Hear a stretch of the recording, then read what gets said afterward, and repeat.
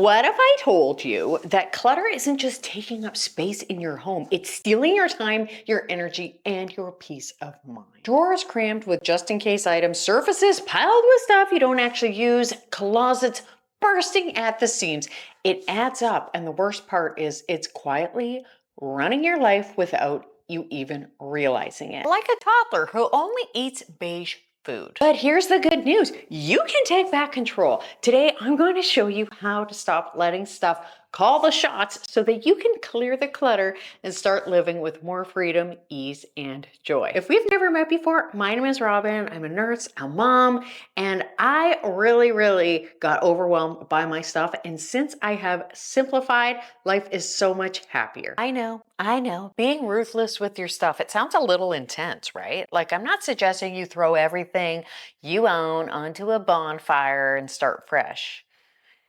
Tempting, but not necessary. But hear me out. What if you could feel confident about this? Because every time that you hesitate to let something go, you're making a choice to keep spending your energy managing that thing, a choice to keep losing time digging through drawers, and a choice to hold on to stress instead of peace. The truth, clutter is stealing from you, but the moment you start getting ruthless, which is choosing you over your stuff, that's when everything changes. So let's talk about why decluttering isn't just about tidying up, it's about reclaiming your life. You can walk through a room and not step on a piece of Lego. Doesn't that sound amazing? Your kitchen has everything where it belongs. No overflowing counters, no hunting for a clean mug. All of your cupboards, your drawers, and your closets are neat as a pin. So what is clutter? Let's get into what clutter is actually costing you. And no, I'm not just talking about your space. I mean your time, your energy, and your money. Stat time. The average home contains over 300,000 items. Yes, you heard that right. Hundreds and thousands of things, including probably at least 47 pens that you never actually use.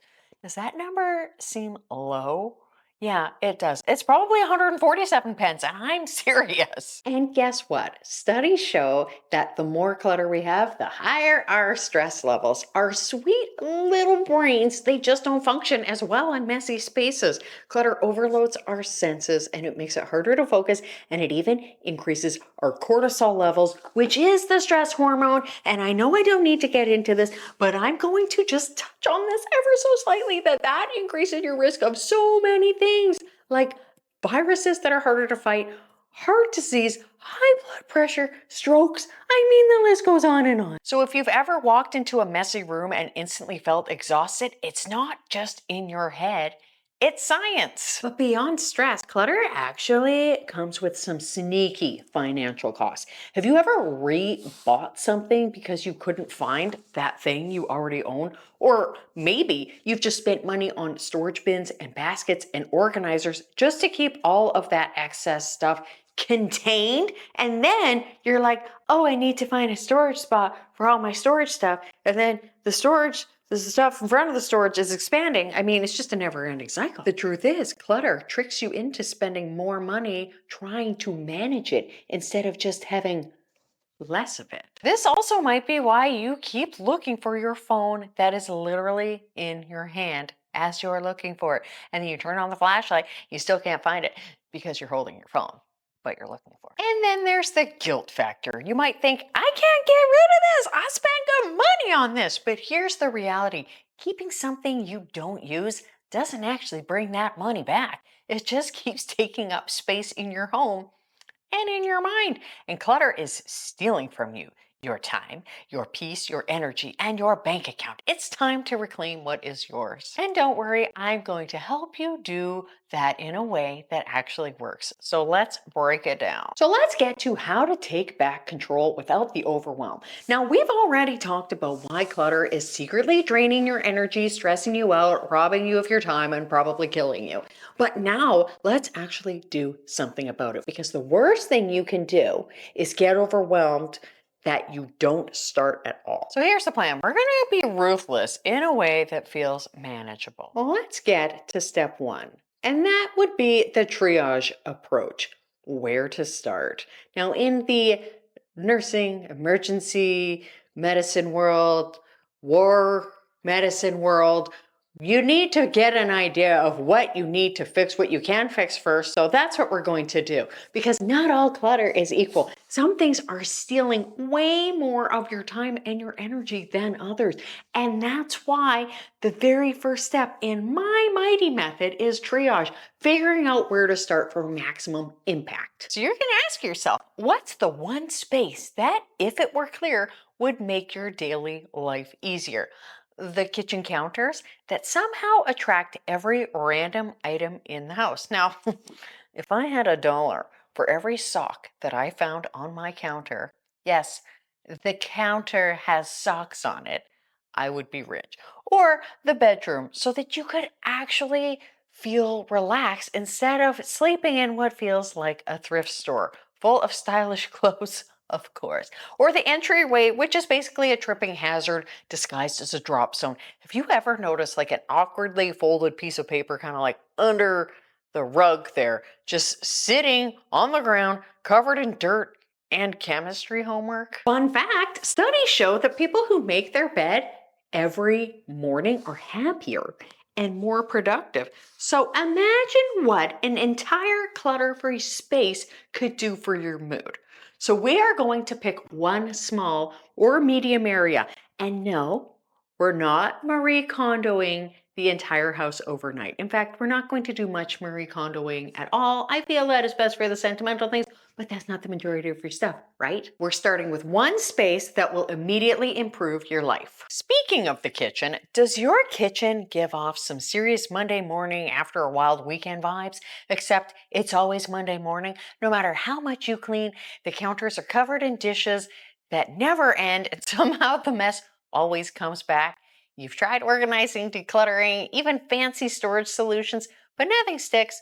Well, you're in luck, because I have a free workshop coming up in March. Well, what if I told you that you could have a kitchen that practically cleans itself?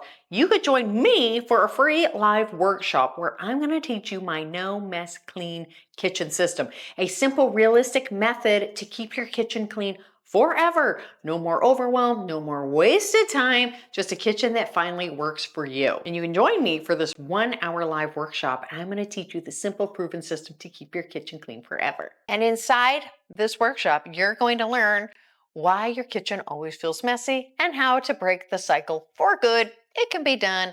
The No Mess Kitchen System, a simple method to declutter, organize, and make tidying effortless.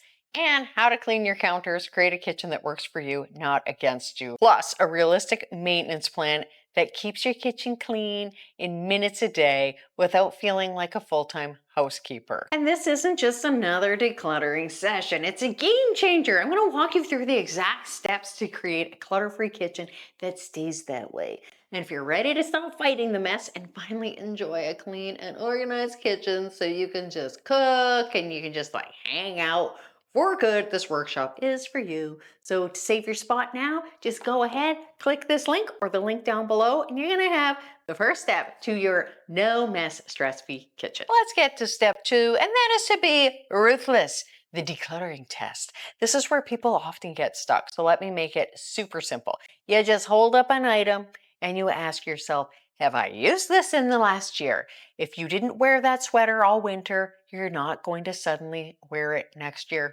Let's be honest with ourselves. You could also ask yourself, if I didn't own this, would I buy it again today? I would definitely buy this again today. If the answer is no, though, why is it still here? Ask yourself that. Another one, does this make my life easier or more stressful? And if it's making your life harder, obviously it needs to go. And I know you're like, you don't need to tell me that. I actually do for some people. So get a pen, write this down. And listen, I get it. Sometimes things feel hard to let go of, but think of it this way. Keeping something just because you spent money on it doesn't bring that money back. It just turns your home into a storage unit. Step 3, the one-way door. No backsies. Have you ever put something in the donate pile only to rescue it at the last second? Yeah. Not this time, Missy. Once something goes in the donation box, it's a one-way door. No second guessing. Your future self will thank you. And let's make sure those donation boxes actually leave your house, because keeping them in your trunk for 6 months doesn't count. We've all been there. Actually, I keep mine in there, but I drop it off every time I get my nails did, so it's fine. I have a system, and you should have one too. Let's get to step 4, which is the Thrive section. We're going to create systems so that the clutter doesn't come back. Decluttering once is great, but if you don't change how stuff flows into your house, it's just going to pile up again, and you're going to clean up, and then it'll pile up again, and then again, and then again. We need to learn from the past, like that poor coyote who just keeps getting up, dusting himself off, and then he doubles down, orders from Acme again, and then that darn diabolical Roadrunner gets him again. Let's learn from our past here. So you're going to ask yourself, what's one habit I can change to keep my home clutter free? How about the 1 in, 1 out rule? Now, every time something new comes in, something old has to go. Maybe 2 or 3 things could go too. You could also do the weekly 99 knockout, which is my lovely friend Ariel's idea to declutter 99 things, including trash wrappers, all of the things, random junk. It's shocking how fast it can add up. And then my favorite, which we exercise in my house, and that would be the 24-hour cooling off period, which is that next time you want to buy something, you wait 24 hours before hitting add to cart, or at least going to the checkout, because I mean, it's okay to keep it in your cart. But anyway, impulse purchases, they can add up really fast. And raise your hand if you have at least one thing in your house that Amazon convinced you needed at 2 a.m. I may be speaking from experience. Because here's a wild stat. The average person spends a full year of their life looking for lost items. Now imagine what you could do with that extra year if you had a little bit of less stuff. This isn't about getting rid of everything you own. I haven't got rid of everything I own. It's about owning things that you actually use, that serve you, and not that drain you. We need to be ruthless. Start today. Pick one space, be ruthless, and don't look back. Also, don't forget to sign up for the workshop. We're diving deep, and it's going to be so good, and you're going to always have a clean kitchen.